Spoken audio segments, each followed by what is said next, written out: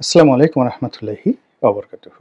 সম্মানিত দর্শক, রাজনীতির কোনো গুণগত পরিবর্তন হয়নি এবং অবস্থা দৃষ্টি মনে হচ্ছে যে রাজনীতির আগের যে ধারাবাহিকতা এটি অতীতের যে কোনো সময়ের চাইতে আরও পরনির্ভরশীল এবং আরও জটিল এবং আরও গুণগত মানের দিক থেকে নিম্ন অবস্থায় পৌঁছে গেছে। প্রথমে বিএনপির কথা বলি। বিএনপির চেয়ারপারসন বেগম খালেদা জিয়া এই মুহূর্তে ইংল্যান্ডে আছেন। তিনি অসুস্থ এবং সত্যিকার অর্থে অসুস্থ, এবং তার যে বয়স, শরীর এবং তার শরীরে যে সকল ব্যথা বেদনা কিংবা রোগ বালাই ভর করেছে, এই বয়সে এখান থেকে আরোগ্য লাভ করে রাষ্ট্র ক্ষমতার সিংহাসনে বসাটা এটা কোনো পার্সেন্টেজের মধ্যে পড়ে না, বরং এটা এতটা অসম্ভব, বলতে গেলে শুয়ের পিছন দিয়ে উট ঢুকানোর মতো একটা অসম্ভব বিষয়। ফলে তিনি যতদিন জীবিত আছেন সম্মানের পাত্রী হয়ে, মর্যাদার প্রতীক হয়ে এবং ঐক্যের প্রতীক হয়ে তিনি থাকবেন। কিন্তু তার যে যৌবনের রাজনীতি, তার যে দৃঢ়তা, তার যে জিদ, তার যে আপোষহীনতা, এই বিষয়গুলো বিএনপি আর কখনো পাবে না। দ্বিতীয়ত, বিএনপির যিনি এই মুহূর্তে কর্তা ব্যক্তি জনাব তারেক রহমান, তিনি ইংল্যান্ডে আছেন। বাংলাদেশে আসার জন্য তার নেতাকর্মীরা অধীর আগ্রহে তার জন্য অপেক্ষা করছে, কিন্তু কোনো অবস্থাতেই তিনি আসছেন না। কেন আসছেন না? যে যার মতো করে বলার চেষ্টা করছে। আমার কাছে যেটা মনে হচ্ছে যে একটি স্টেবল রাজনৈতিক অবস্থা এবং স্টেবল পলিটিক্যাল অবস্থা, এর বাইরে প্রশাসনিক নিরাপত্তা, এটার জন্য তিনি অপেক্ষা করছেন। আপনারা জানেন যে 111-এর সময় তাকে গ্রেপ্তার করা হয়েছিল, তার উপর নির্মম নির্যাতন করা হয়েছিল। যে সকল দৃশ্য আমরা দেখি তাতে যেটি ব্যাপকভাবে প্রসারিত যে তাকে আয়নাঘরে রাখা হয়েছিল, যেটা তিনি স্বীকার করেছেন। তাকে তৎকালীন ডিজিএফআই তাকে ফ্যানের সঙ্গে টানিয়ে তাকে বেদম প্রহার করেছিল। অনেকে বলেন যে তার মেরুদণ্ড ভেঙে দেয়া হয়েছে। বীভৎস নির্যাতনে তিনি কুঁকড়ে পড়েছিলেন এবং দীর্ঘদিন পিজি হাসপাতালে তিনি ভর্তি ছিলেন। তো যাদের জীবনে এই ধরনের জুলুম এবং অত্যাচার একবার হয়, ওই আতঙ্ক, ওই ঘৃণা, ওই দেশ কিয়ামত পর্যন্ত তাদের শরীরে, মন, মানসিকতায় ভেসে বেড়ায়। অধিকন্তু তার সঙ্গে যারা আছেন, তার কন্যা এবং তার স্ত্রী, তারা 111-এর সময় যে বীভৎস সময় পার করেছেন। স্বামী গ্রেপ্তারকৃত, শাশুড়ি তিনি সেন্ট্রাল জেলে রয়েছেন। একবার স্বামীর সঙ্গে দেখা করেন, একবার স্ত্রীর সঙ্গে দেখা করেন, শাশুড়ির সঙ্গে দেখা করেন, এবং সাংবাদিকরা জেকে ধরেন। তাদের কোনো প্রশ্নের উত্তর জুবাইদুর রহমান কখনো দেননি, দিতে পারেননি। ফলে তাদের উপর এক ধরনের মানসিক চাপ গেছে এবং সেই চাপ সঙ্গত কারণে তারা কাটিয়ে উঠতে পারেননি। আমরা দেখেছি বেগম জিয়া যখন মরণাপন্ন ছিলেন, ঠিক সেই সময়টিতে তার দ্বিতীয় সন্তান কোকুর স্ত্রী বারবার এসেছেন, শর্মিলা রহমান এসেছেন, কিন্তু জুবাইদুর রহমান বাংলাদেশে আসেননি বা আসার মতো পরিবেশ তিনি অনুভব করেননি। এর কারণ হলো ওই যে তার যে ট্রমা, 111-এর যে ট্রমা, যেটি কোকুর স্ত্রীকে ওইভাবে আকর্ষণ করেনি বা ওইভাবে আঘাত করেনি যেটা জুবাইদুর রহমানকে করেছে। তো সেই ট্রমার কারণে তিনি বেগম জিয়াকে দেখতে আসেননি।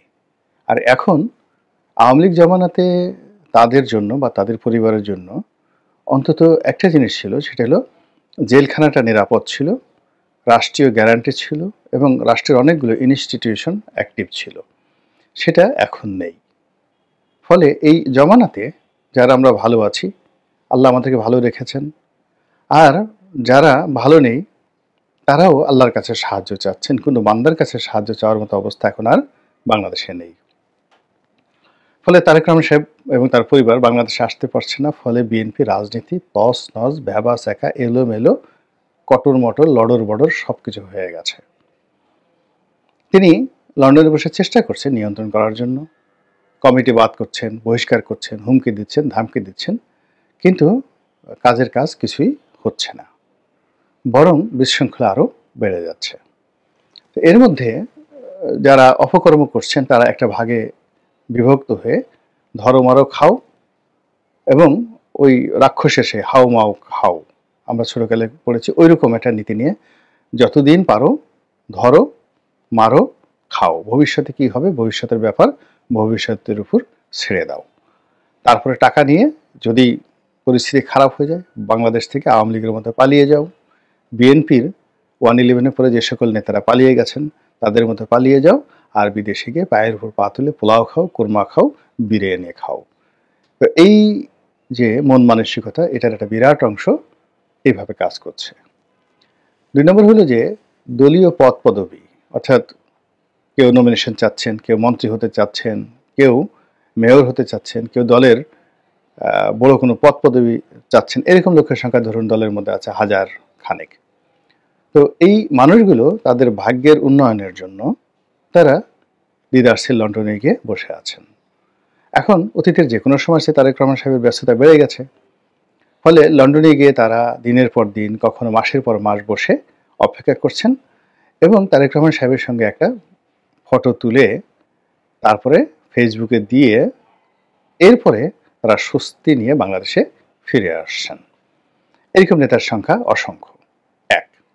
2 নম্বর হলো যে যেহেতু এখন দল ক্ষমতায়, এখন বড় বড় নেতাদের বিরুদ্ধে তারেক রহমান সাহেবের কাছে নানা রকম অভিযোগ আছে। যেমন ধরেন একজনের নাম ধলা। তো ধলা একজন বড় নেতা, ধলার কর্মীরা বিভিন্ন এলাকাতে মারামারি করছে, তো মারামারি করছে, কাটাকাটি করছে, আর ধলার অপোজিট নেতা তার নাম কলা। এখন কলা আবার করলো কি, তার নেতার কাছে তারেক রহমান সাহেবের কাছে ধলার বিরুদ্ধে অভিযোগ করলো যে ধলার লোক পুরো সাইদাবাদ খেয়ে ফেলছে। আবার ধলার যারা লোকজন আছেন বা ধলার নিচে কলার বিরুদ্ধে অভিযোগ করলো যে এখানে অন্য কোনো বিষয় না, এলাকাতে আমরা শান্তি শৃঙ্খলা বজায় রেখেছি এবং মিস্টার কলা এখানে আসতে পারেন না, আমরা ব্যারিকেড দিয়ে রেখেছি, এজন্য আমাদের বিরুদ্ধে তিনি আপনার কাছে বলেছেন। ফলে এই ধলা কলার ছলা কলায় জনাব তারেক রহমানের নাক কান পঞ্চ ইন্দ্রিয় ঝালাফালা হয়ে গেছে এবং দিন শেষে তিনি সবার সঙ্গে রাগ করছেন, অভিমান করছেন। আবার এই অভিমান করার জন্য ধলা কলা ছলা কলার বস্তা ভরে আবার তারা লন্ডনে পাড়ি দিচ্ছেন। তো এই গেল বিএনপির অবস্থা লন্ডন কেন্দ্রিক। শেখ হাসিনার যারা লোকজন এরা আবার দিল্লি কেন্দ্রিক, অর্থাৎ শেখ হাসিনাকে বাদ দিয়ে একটা রিফাইন্ড আওয়ামী লীগ হবে এরকম যে কথাবার্তা হচ্ছিল, এটা কেউ সাহস পাচ্ছে না, এটা হবে না। এর কারণ হলো আওয়ামী লীগের জমানাতে বা 111-এর জমানাতে এই যারা সংস্কারবাদী ছিল তাদের যে কি দুর্ভোগ এবং দুর্দশা হয়েছে।